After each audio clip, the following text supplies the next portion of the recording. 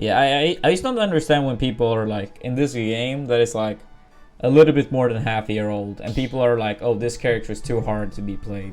It's not a single character in this game that is too hard to play.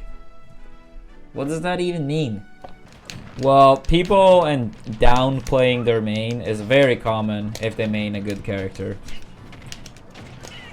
Very common. And honestly, with how nerf culture works, I can't even say I can blame them.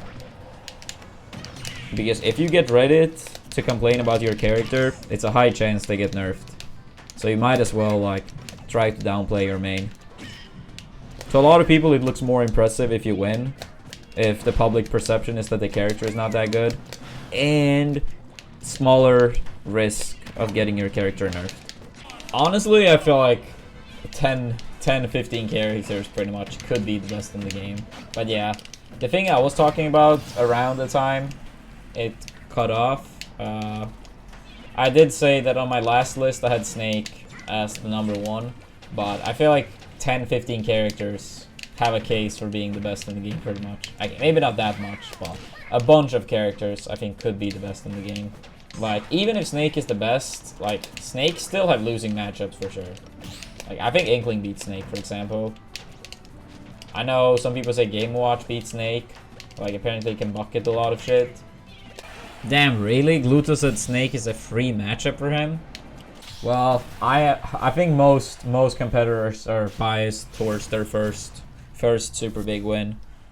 Like, I always have, you know, talked about Genesis 2. Mango always talks about Pound 3. Like, that's just how it is. It's hard to beat that first tournament. Why did they favor best of 3 in 2010? No, it was more that a lot of TOs had this weird idea that it was impossible to run 3 out of 5 more because of time constraints, which is very obviously not the truth. And then a lot of people in the community just got like, oh, this is what we do. It's like, you know, when people have the mentality, this is what we have always done, so we should always do it. It's a lot of people have those type of mentalities. So when people like me started bringing up that best of 5 is, you know, better and should be used more, a lot of people are like, oh, stop complaining, because all you do is complain. Like, best of 3, it's no problem. We have always done it this way. It's no issue. So then people like legit was like, you actually could receive hate for for pointing the concern about best of 3. And now these days it's funny because now everyone is like best of 5 is better and we should have it as much as possible. Maybe not everyone, but like 99% of the people. No, the thing is worthless. I think Snake is really good. Like, I really think so as well, but I don't know. I'm just tired of like when people think that, you know, this character breaks the game, this character breaks the game, this character breaks the game, this one is way too good, please nerf this one, please nerf this one is too good. It's already been like 15 characters like that, according to the masses. I feel like Tweek is one of the PTs, arguably the PT that plays Ivysaur the least. So I don't think Ivysaur nerfs will hurt him as much. And then Charizard buffs, that will help him. I never said Hero necessarily has to get banned. I even in my mid video said I don't think he should be banned as of now. The thing is though, that if he gets banned, I think it should be because of the reason because it's too much RNG, not because he's too good. Like, imagine this, Horror Kid. Imagine this. Let's say we have a character with 10 times as much RNG factors than Hero. The character is still an S tier, but 10 times more RNG is involved. Would you ban the character if that character is like, let's say, high tier? I think most people, most reasonable people would say, yeah, that's way too much RNG. Get that out of the game. And that's not an unreasonable thing to do.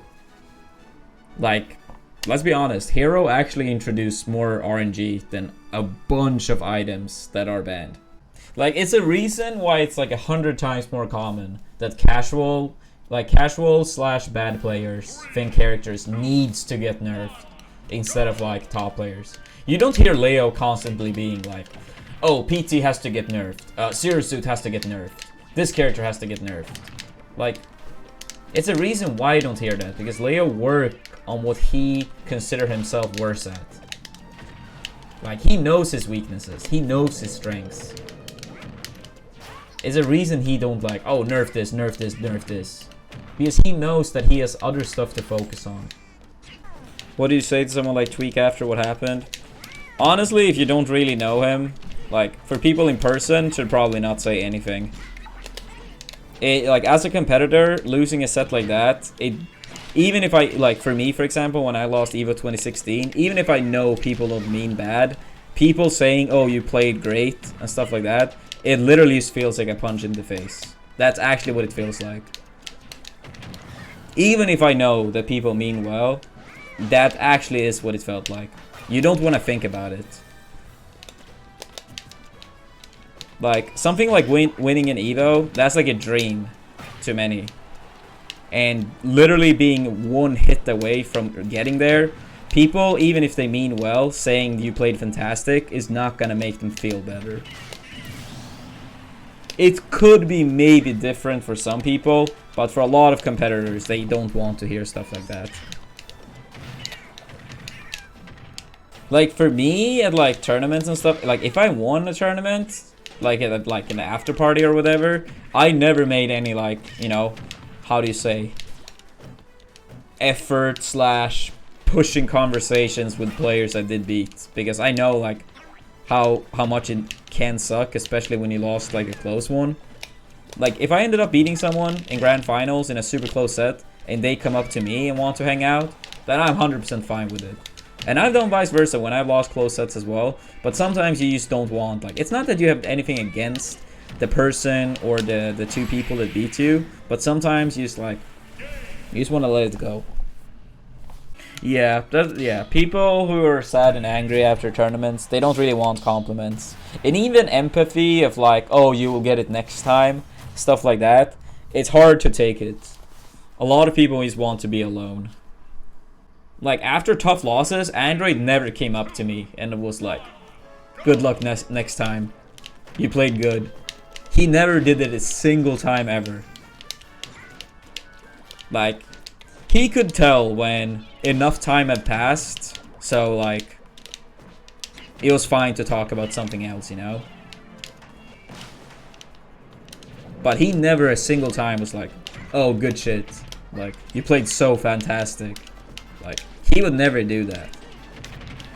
Yeah, it's like, imagine you apply for like a super hard school to get into, and you're one spot away from getting in. And people would be like, oh, good shit, you performed so well. You will get in next year. Like, a lot of people then would be like, you're a fucking idiot and you deserve to get punched in the face. But like, I don't know, I feel like a lot of people have this weird idea that if you get second, it's like, oh, but it's so good. But it's like, well, Tweek didn't go to EVO to get second. He went to that tournament to get first. And he didn't. And that sucks. And as a competitor, you have to be ready that that's what you sign up for as well. Oh, Railgun. Oh, I'm so not surprised. I'm happy that Zero stopped the person. It literally shouldn't be hard to understand that when someone loses in a tournament like that, that they don't want people to come up. Again, it's not about people being rude or mean, but it literally shouldn't be hard to understand. And for people that might have the you know, the mindset of like, oh, I might never see this person again, well, then that's on you. Then that's tough for you. Tough luck. But your own desire to meet this person should not be valued higher in that moment than whoever lost and is, you know, emotionally feeling very bad. It was actually someone at Twitter I saw. They tweeted out, it was like some fan that tried to walk up to Steph Curry after they lost the NBA Finals. That person, if he said that I've gone to Smash tournaments, I would say, yeah, I know. But yeah, that guy would like try to go up to Steph Curry, and like he did go up, but Steph Curry like literally just ignored him and kept walking. But the thing is, he probably thought that, oh, Steph Curry, I want to get his autograph. He literally did, either he didn't think at all about what he was about to do, or he didn't care. And either or, it was bad. provide comfort if you know them. If you know them well enough and you know that that's what they want, then that's a different thing. But then you are making an educated like move. That, oh, you know this person, you know this person wants emotional support after a tough loss. But then you need to know the person very well. If they just got put in losers, same thing. Same thing. It's also like a lot of competitors. This is not as strict, but you should always assume that every person is really strict in this. If they are playing a serious bracket, unless this player had literally tweeted and said that they are 100% fine with people walking up at any time, then I think it's decency to like not disturb them. If you know like top 64 is going on or whatever, then it's not the time. It's not the time. Like, I've literally had people ask, you know, I'm waiting to walk up on stage for grand finals. You know, they're announcing one player and then the next. People come up at that moment, like, oh, can I get a picture? It's like, you know, it's literally 100,000 people waiting on stream. Like, I'm sorry, dude, but I will put priority on these 100,000 people. You may be important, but you sure as hell are not more important than 100,000 people. And that's an L you will have to take. If people come up and say like, oh, you played good or congrats after you win, that's a different thing. If you win, at least for me, I can't hear enough of it. I can't hear enough of it. Like, after tournaments, I could stand for hours. You know, autographs, pictures. But when you lose, get the fuck out.